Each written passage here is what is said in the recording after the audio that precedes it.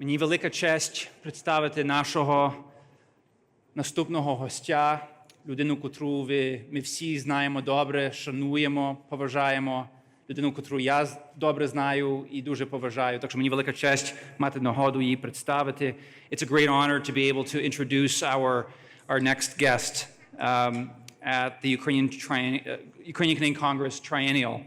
And, you know, each time we gather and when I look out in this room and I speak with many of you, I've been reminded of the resilience of this community. When I heard Lasia's presentation, I'm reminded of the hard work and the commitment of not just the UCC, but all the people who support it.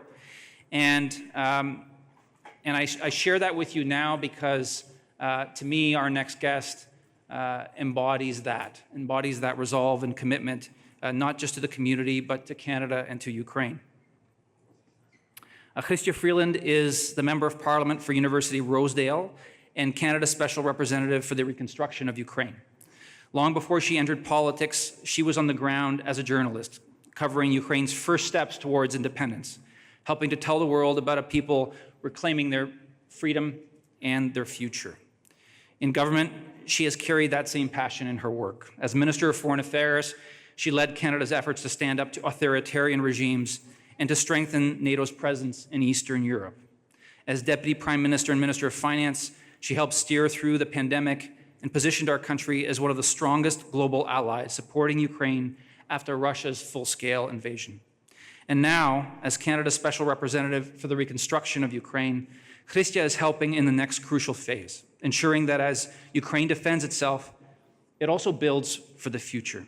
She's working with allies, investors, and the Ukrainian people themselves to lay the foundation for a free, democratic, and prosperous Ukraine, one that stands strong for generations to come. She's been a powerful voice for accountability, for sanctions, for the defense of democracy, and the unwavering belief that Ukraine will win and that Ukraine will rebuild.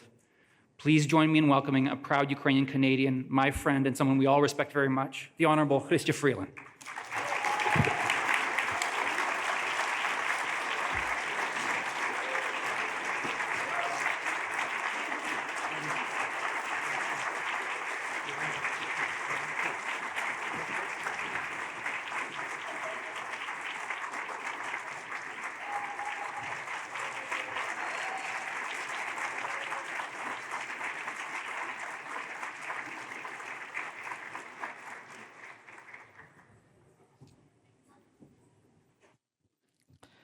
Pani Freeland, you're the best.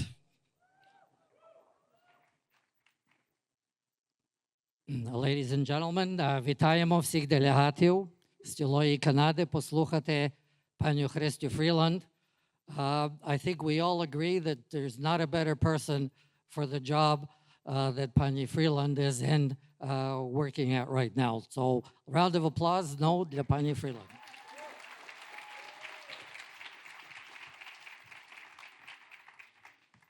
We just heard Minister of Defense, Mr. McGuinty, speak about $100 million of support for Ukraine. We've heard him about also medical support. But most importantly, he gave very sound support for the fact that you are now in that position of Canada's envoy to Ukraine. Але нас всіх цікавить, how does this new job work? Does the Prime Minister tell you what to do, or do you tell the Prime Minister, як має відбуватися все по відношенню до України? So let's start with that question. Я думаю, що в першу чергу самі українці в Україні мають нам сказати, як ми найкраще можемо їм допомогти.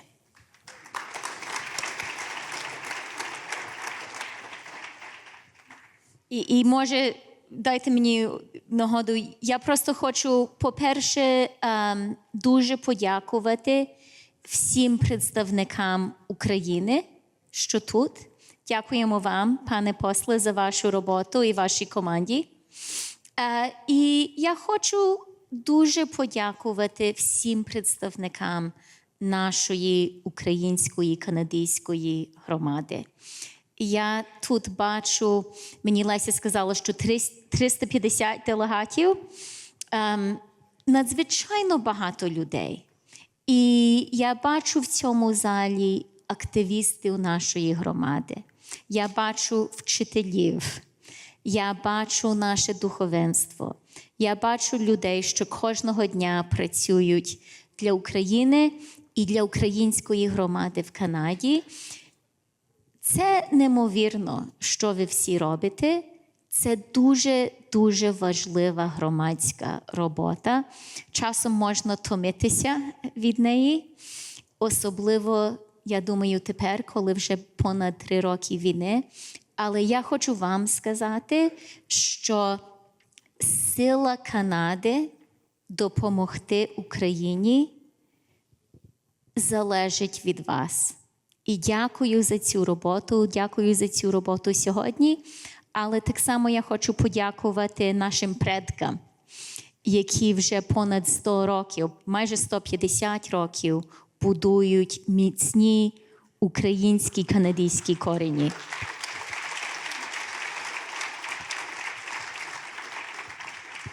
Okay, now we have a new government. We have Mr. McGuinty speaking this morning. We had Prime Minister Carney з чудовою промовою в День Незалежності в Україні.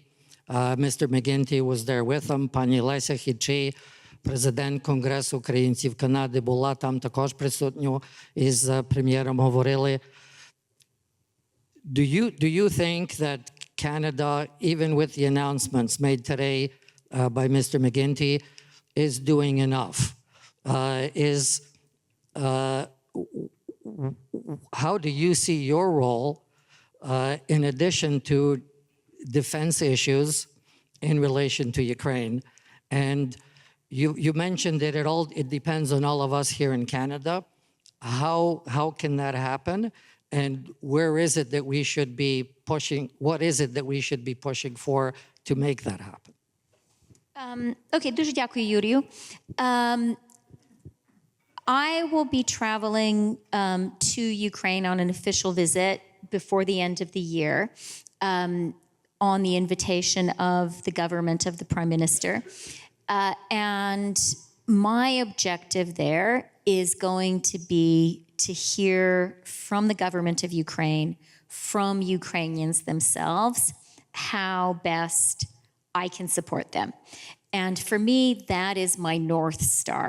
I think it's tremendously important for us to really listen to Ukrainians in Ukraine and to hear from them what can we do best to support them in this current struggle and to be looking ahead, and even today, to the reconstruction of Ukraine. So that's going to be my approach. Now, one thing is Canada helping Ukraine. And when we speak with the military leaders about the help in Ukraine, whether it was Unifier or other interactions, they always say, well, we're learning so much from Ukrainians. Now, the last time we had a triennial here in Toronto, the fireside chat was with Prime Minister Harper. And Prime Minister Harper then mentioned that there should be collaboration with Ukraine in relation to a common enemy in the Arctic.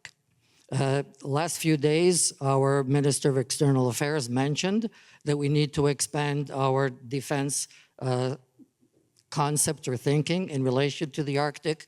What are the chances that Canada can focus and develop a partnership with Ukraine, Ukraine's technology, Canada's financial strength to defend the Arctic from Russia, from even China? OK, merci pour la question. Et l'Arctique, le nord du Canada, doit être aujourd'hui plus que jamais un enjeu important pour le Canada. Dans le monde d'aujourd'hui, nous devons protéger notre Arctique, notre nord, et aussi comprendre que notre nord, notre Arctique, c'est une position forte pour la défense, la sécurité canadienne, la sécurité d'Amérique du Nord, et aussi un point fort économique. So I think it's a really good question, an important point. And I think the Arctic today is more important than ever for Canada and for international cooperation, very much including Ukraine. But Yuria, what I really also like about your question is the point that there is so much that we can learn, we as Canadians can learn from Ukraine. There is so much benefit for our military from learning from Ukraine. There is so much benefit for our companies that we can get from learning from Ukraine. The future of war is being invented by Ukrainians on the Ukrainian front line, and they are doing a heck of a job. So I really believe that we need a sort of pivot in our thinking about Ukraine. I think when the war began, a lot of us were focused, quite rightly, on this horrible crime, this illegal, evil invasion, full-scale invasion of Ukraine, this breach of the rules-based international order. And that was the right focus.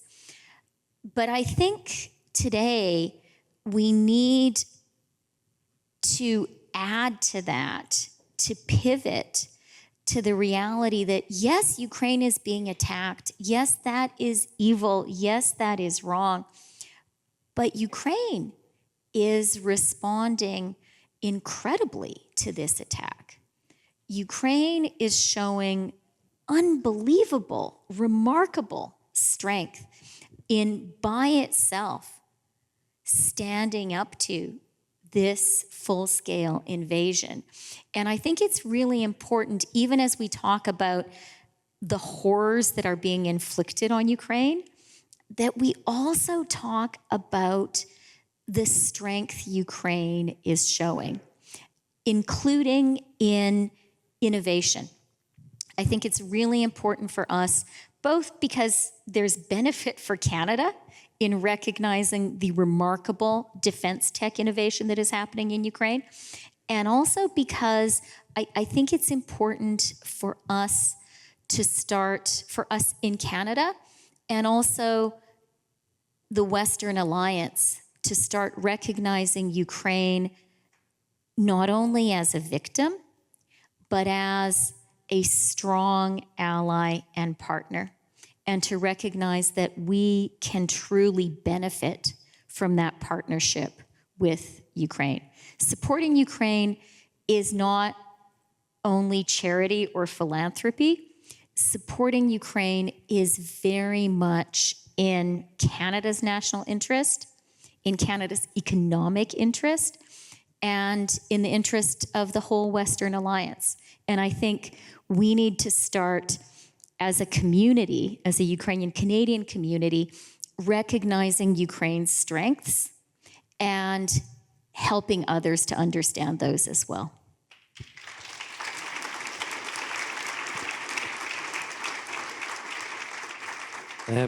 Pani Chrystia, we're talking about Canada's help or Canada's development in relation to Ukraine. What can Ukraine expect from Europe? How do you see the relationship with Europe, considering, let's say that the U.S. support is in tumult? One day one thing, next day the other, and so the thought is that Europe is the answer. And yet Europe promises and sort of delivers and sort of doesn't. How do you see that relationship developing? Well, it's obviously not my job to speak for Europe, but I really believe that probably more than any part of the world, Europe stands to benefit the most from Ukrainian success. I was in a closed-door meeting, so I won't cite the person, but I was in a closed-door meeting recently with European business and sort of civil society leaders, very senior level. And one of the people there said, the most important issue for Europe, of all the issues Europe faces today, is Ukraine. That's what one of the Europeans in the room said. And I really believe that for Europe, a strong Ukraine, a Ukraine which is secure, in secure borders, which is militarily strong, which is economically prosperous, can become Europe's shield. And that is something that Europe really needs right now. I think Europe is recognizing today in a way that perhaps it had not, the extent to which there is a security threat posed by Russia. The Ukrainians are the people, the country in the world that is the best at being a shield, at being a defender against Russia. And that is incredibly valuable, I think, for the entire Western Alliance, for the rules-based international order, and very specifically for Europe. I also think that Ukraine has a lot to give to the entire NATO alliance, and very specifically to Europe, when it comes to defense technology. This is a moment when Europe has taken the decision to rearm, when Canada is increasing our defense spending. And Ukraine is at the cutting edge of defense technology. It is remarkable the innovation that you are seeing in Ukraine in that space. And it is battlefield tested and battlefield iterated innovation. And so, Europe has a lot to gain, not only from supporting Ukraine with our weapons, but from learning from the Ukrainians and working with the Ukrainians to build the defense technologies of today and tomorrow. And I think many European countries are very aware of this and are working very effectively. I think maybe I'll give a shout out to Denmark, which has been, do we want to give a shout out to Denmark?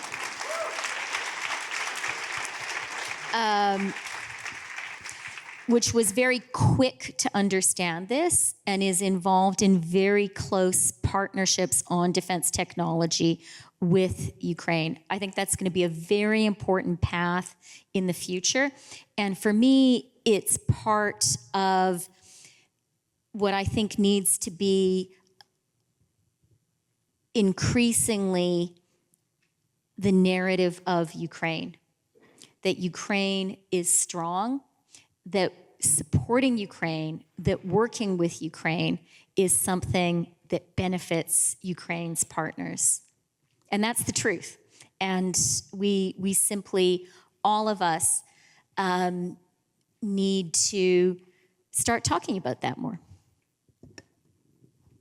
Пані Христю, Україна має найбільше, що виграти тут. Тим часом Україна в той сам час має платити величезну ціну. Найкращі наші люди, найкраща наша молодь вмирає на фронті. І питання таке між нами, до якої міри керівництво України також допомагає в тій боротьбі. Сьогодні на екранах світу про корупцію в Україні. І як може президент України йти просити гроші, просити підтримки, як з боку підозрівають, що втікають гроші? Чи ви маєте таке, ніби в той сам час, що пан Зеленський президент, герой України, я вважаю, але чи ви маєте з ним таке відношення, що ти робиш? Чи можна тут деякі ті речі якось запобігти? І, може, то не делікатне питання, але я думаю, що все ж таки воно відносно конкретне. Ну, бачите, пане Юрію, видно, що ви дуже прекрасний журналіст. І ви дуже розумні питання ставите. Давайте подякуємо йому за його роботу. Я думаю, про приватні стосунки треба, щоб вони були приватними. Але я, може, поділюся 3 головними думками у зв'язку з вашим питанням. По-перше, треба нам всім, треба українцям, котрі в цьому залі, треба українській громаді в Канаді, завжди пам'ятати, що Росія працює день і ніч, щоб дискредитувати Україну. Ми це знаємо. І головна тема російської пропаганди проти України – це є, що Україна є скорумпована. Це є, що не треба підтримувати Україну, тому що вона скорумпована і не варто там втрачати гроші. Це була тема з самого початку, і Росія продовжує про це говорити. Коли у вашого ворога є тема, не треба ворогові допомогти. То це моя перша думка, і це дуже важливо.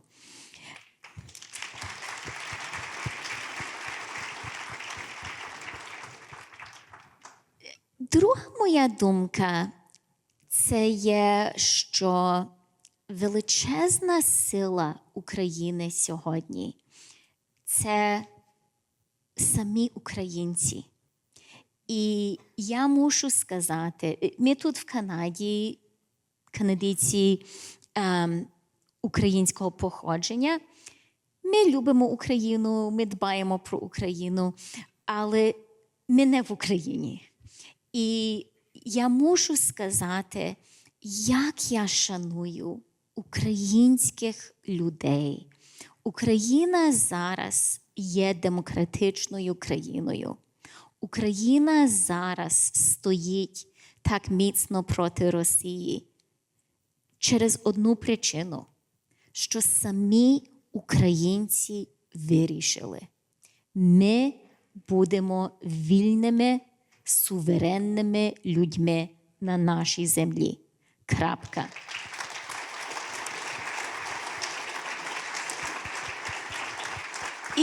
І дуже легко про це говорити тут, в нашому Торонто.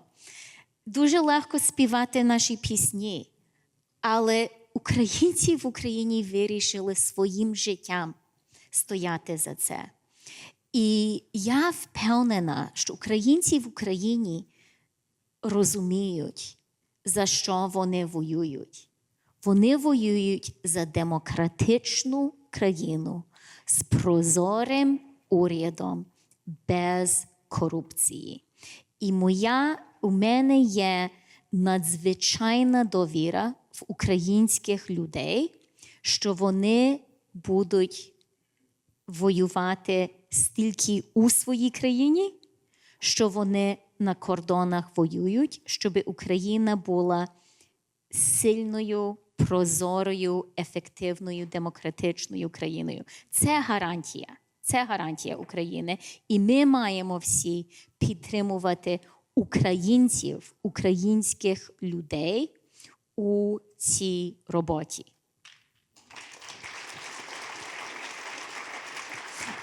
І ми бачили літом у липні, що українські люди готові робити все, що потрібно.